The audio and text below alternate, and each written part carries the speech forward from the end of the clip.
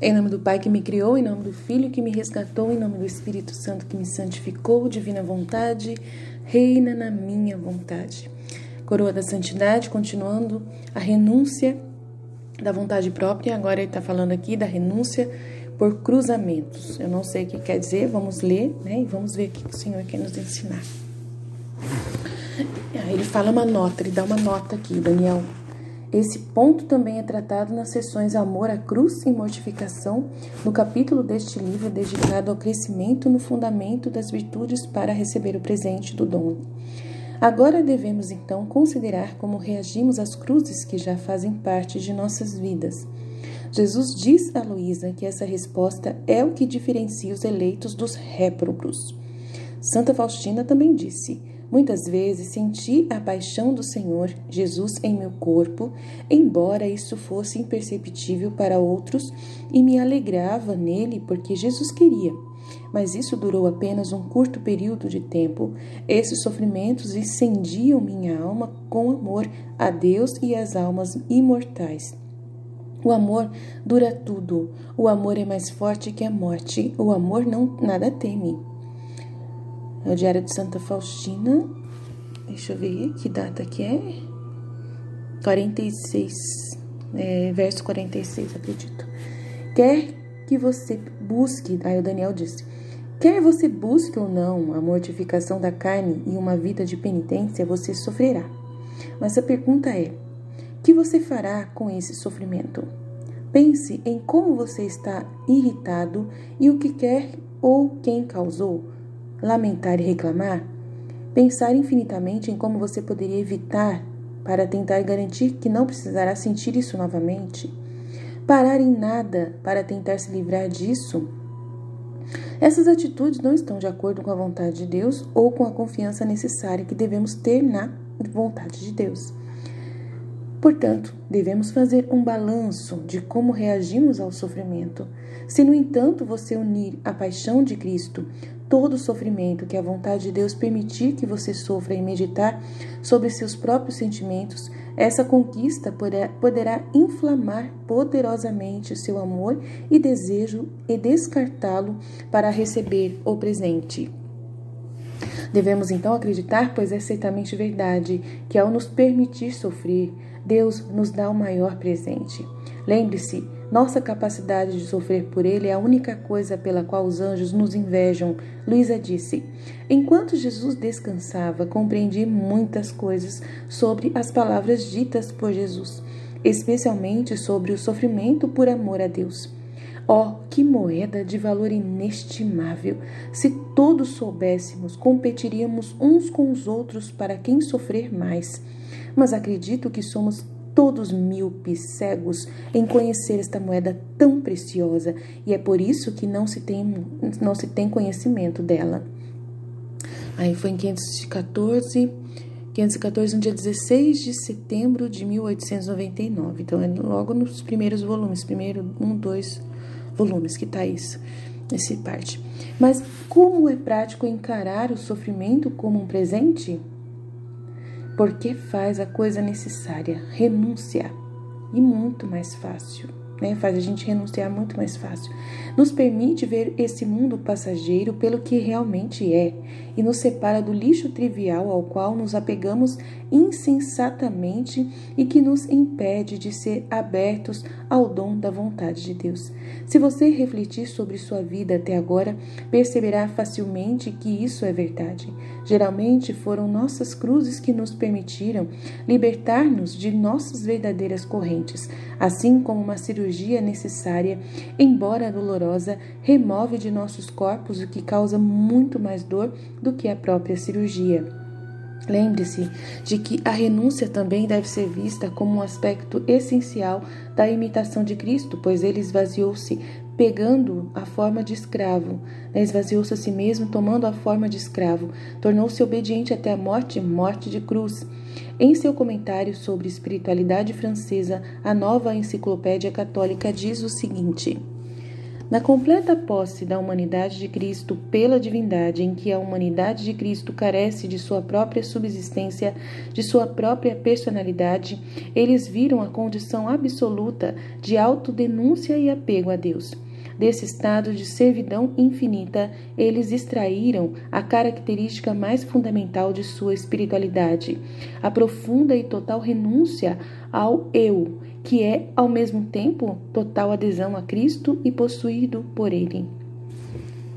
Nova Enciclopédia Católica Espiritualidade, Escola Francesa, página 450.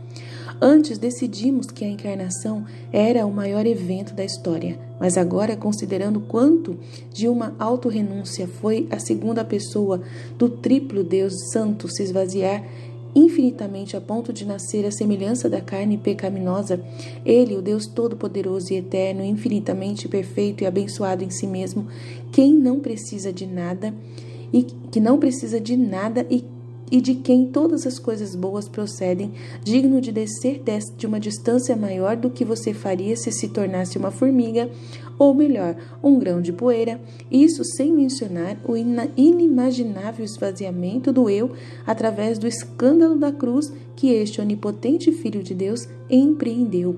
Aquele que poderia ter desfeito o universo com um pensamento, em vez enviado ele mesmo a uma morte tortuosa, pública e humilhante, confrontados com uma renúncia indescritível e indescritível do eu. Como poderíamos, quem não somos nada, ousar nos apegar ao menor pedaço de nossas próprias vontades insignificantes e patéticas? Eu concordo com tudo que ele está falando. Há muito mais a dizer sobre a renúncia à vontade própria. Mas o ponto principal é que é uma batalha que deve ser travada continuamente. Não há diferença entre a renúncia da vontade própria nos escritos de Luísa ou dos Santos, referido também como abandono. Não há diferença entre a renúncia da vontade própria nos escritos de Luísa ou dos Santos. Não sei, eu não concordo muito com isso, não. No da Luísa tem todo o entendimento, né, da vida na divina vontade, tem toda uma diferença, sim, tá? Porque os outros santos, eles falam também dessa vontade divina, né, da submissão, mas eles falam da vontade, da parte humana, eles tratam muito da vontade humana.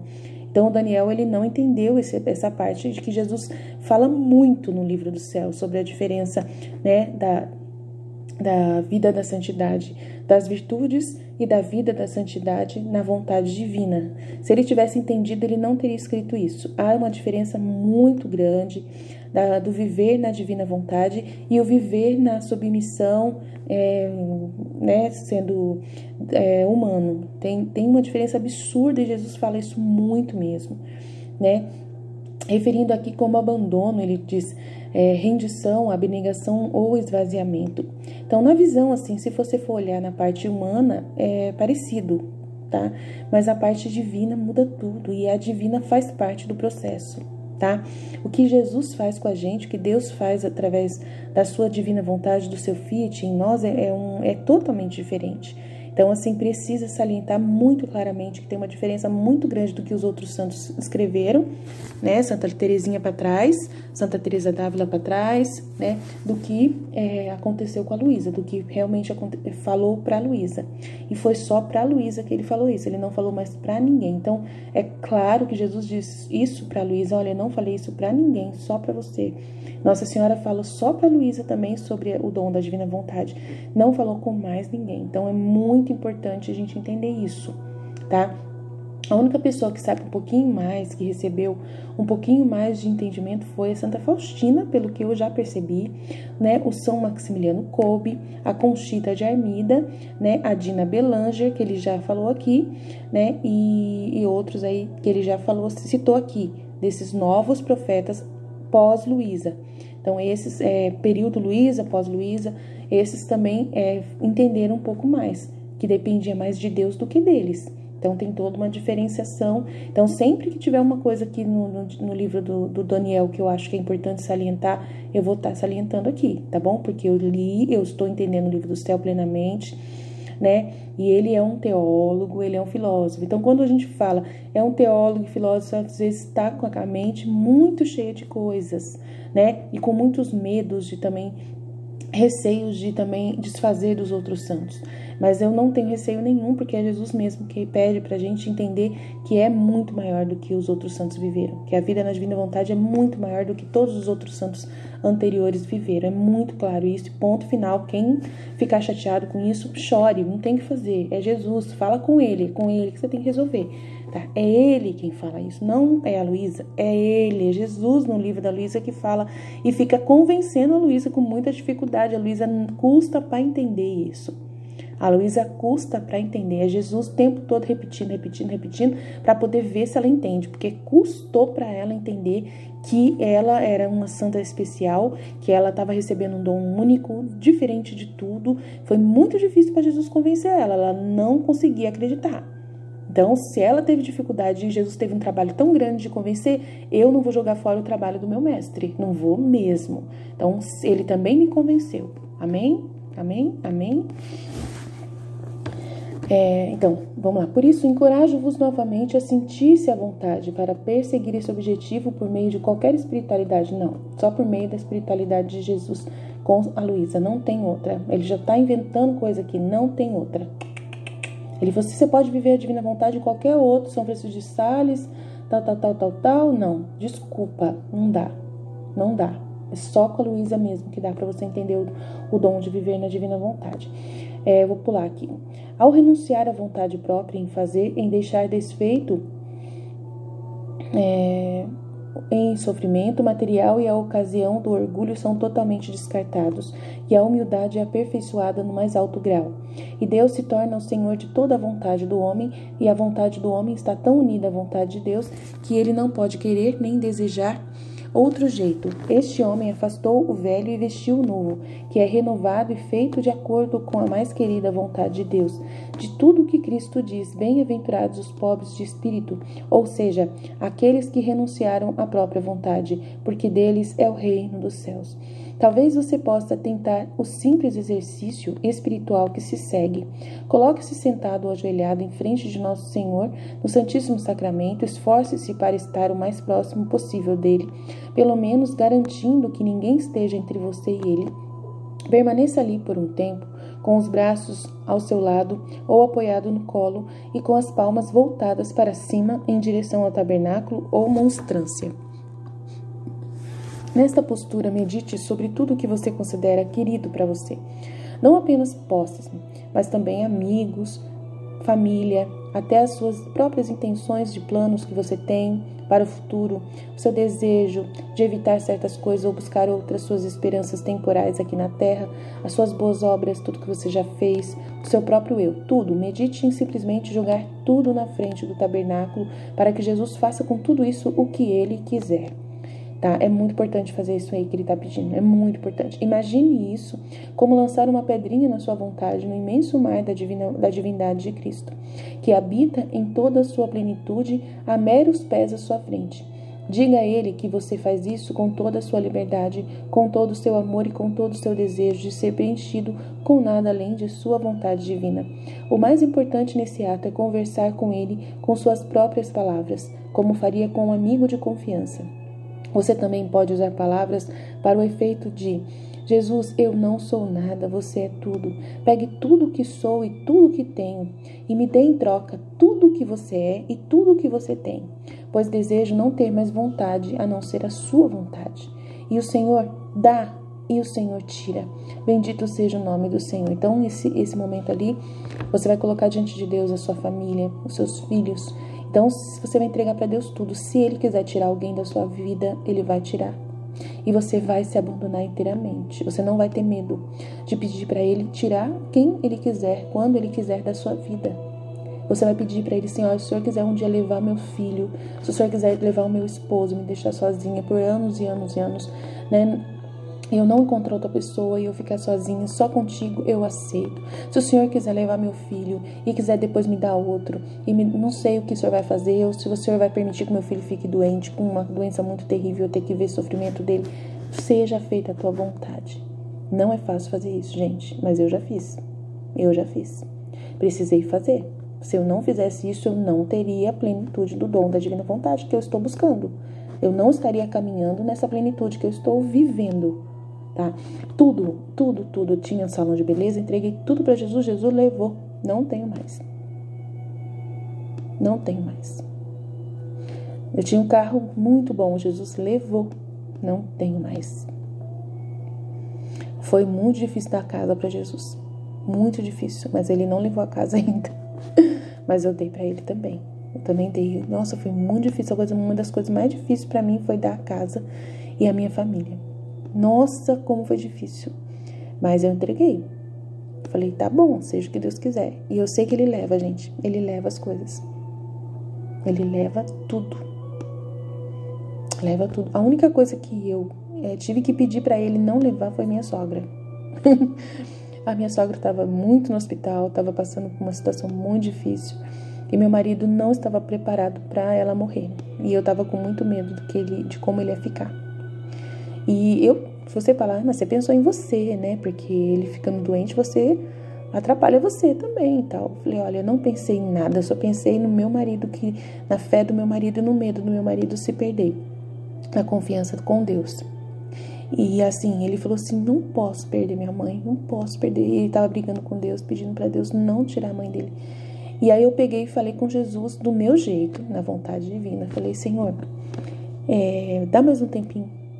Prepara ele para ele poder perder a mãe dele. Não faz isso não, foi muito de repente, foi muito rápido. Prepara ele para poder perder a mãe dele. Eu sei que o Senhor é bondoso, eu sei que o Senhor é misericordioso. E eu sei que o Senhor vai ter capacidade de, o Senhor pode fazer, né, se for da tua vontade. E eu preciso muito desse favor do Senhor. Preciso muito, né? Porque eu não quero que meu marido fique doente, eu não quero que meu marido fique revoltado contigo, principalmente ele tá pecando. Meu marido já tava pecando contra Deus, gente. Ele já tava falando umas bobeiras, você não tem noção. Ele tá pecando, Jesus. Não faz isso não. Muito pelo contrário, salva ela. Salva ela, faz um milagre. Eu mostro para ele que o Senhor fez um milagre para salvar ela. Eu mostro para ele o milagre, para ele ver que o Senhor fez isso por amor a ele, que o Senhor já deu essa chance para ele e que da próxima vez que ela for, ele já vai ter entendido que o Senhor fez mais um pouco para ele deixar ela mais um pouquinho com ele e ele pôde aproveitar mais um pouquinho ela e tudo mais. E aí Jesus fez o milagre. Graças a Deus, eu passei 3 dias com os meus rins doendo por causa que eu sou uma esponja e eu peguei todo o trabalho dos rins dela, que era o rim que estava quase levando ela, né? Eram os rins que não estavam aguentando processar tudo que ela estava sofrendo na pneumonia que ela estava e tudo mais. E aí eu fiquei 3 dias sofrendo, fiz uma vigília enorme, uma vigília de uma noite inteira com a relógio vivo da paixão. E falei para Jesus, eu estou aqui, usa de mim, usa o meu corpo para salvar ela. Batata, meu Deus do céu, eu tenho esse dom, sabe? E ele me usou para ser esponja. Eu tive que passar 3 dias com dor nas costas, na região dos rins, porque eram os meus rins que estavam processando todas as toxinas do corpo dela. E ela foi salva. E eles já tinham dito que ela não passaria daquele dia, né? No dia que avisaram que ela ia morrer, falaram que ela não ia passar porque os rins não estavam suportando. Aí eu falei para Deus, ressuscita. Faz o que for preciso. Aí Jesus mandou eu ir lá, visitá-la e falar, Talita cumi. Disse pra mim que ela queria ir embora, que ela já tinha aceitado a morte e que ela queria ir embora, que eu tinha que convencer ela a não ir. Aí eu precisei ir no ouvido dela, ela tava em coma, tava sedada, tava sedada, e eu peguei e falei no ouvido dela, eu falei assim, Talita cumi, levanta menina, Jesus falou que é pra você não ir agora, que os seus filhos não estão preparados pra te perder nesse momento, e que eu sei que você quer ir muito, mas que ele falou pra você ficar por amor a ele, por amor aos seus filhos que estão precisando de você mais um pouco. E ela não lembra de nada disso que eu falei, mas eu falei e sei pra quem que eu falei. Né? Sei porque falei pro inconsciente dela, onde estava dizendo claramente que ela queria ir. E Jesus respeita muito a vontade da própria pessoa. Jesus falou para mim, você tem que convencer ela. Porque eu respeito muito a vontade da pessoa. Quando a pessoa está pronta, para mim já está pronto para levar ela. Ela também está pronta. E se ela estiver pronta, eu levo. Aí eu peguei, eu tô toda arrepiada, gente. Nossa, falar disso. E aí eu fiz tudo isso, gente, na divina vontade. Com muita autoridade, com muito entendimento, com Jesus falando comigo, com Jesus explicando o que tinha que fazer, tudo bonitinho. E ela tá viva até hoje, muito bem, já fez mais de 1 ano que ela está aí de volta. Meu marido comemorou esse 1 ano, né? De que ela saiu viva do hospital e tá aí. Hoje ele é todo carinho com ela, cuida dela bastante, faz o que ele pode para ajudar, né? E assim Deus vai seguindo o nosso curso, né? Vai caminhando com a gente. Então ele cuida de nós, tá? Ele vive conosco e ele faz a nossa vontade acontecer se a gente souber pedir. Se a gente souber pedir. Então se a gente pede por amor de almas, né? Porque eu pedi, a minha intenção maior no meu pedido foi pela alma do meu esposo, para que meu esposo não blasfemasse, para que meu esposo não pecasse e para que meu esposo não ficasse revoltado com Deus, né? E Deus, ele é bom, ele é capaz de fazer isso para quem está vivendo com ele, para quem convive com ele como se ele fosse o pai de verdade. Você tem toda a liberdade de chegar no pai e pedir o que você quiser e ele vai te dar, tá? Então é esse relacionamento que eu vivo na divina vontade com o meu Pai do céu, que vive em mim, que mora em mim constantemente. E essa vida é constante da graça, constante no amor, constante de vida. Então é uma vida totalmente diferente de tudo que os outros santos já disseram antes, tá? É totalmente diferente de tudo que vocês já ouviram. É novidade, é novo. Então sempre vou ficar aqui claramente mostrando para vocês o que é realmente viver nessa divina vontade, tá bom? Aí o próximo agora é maneiras diversas de renunciar à vontade própria. Eu vou deixar para amanhã, pro próximo vídeo. Amém? Jesus, eu confio em vós.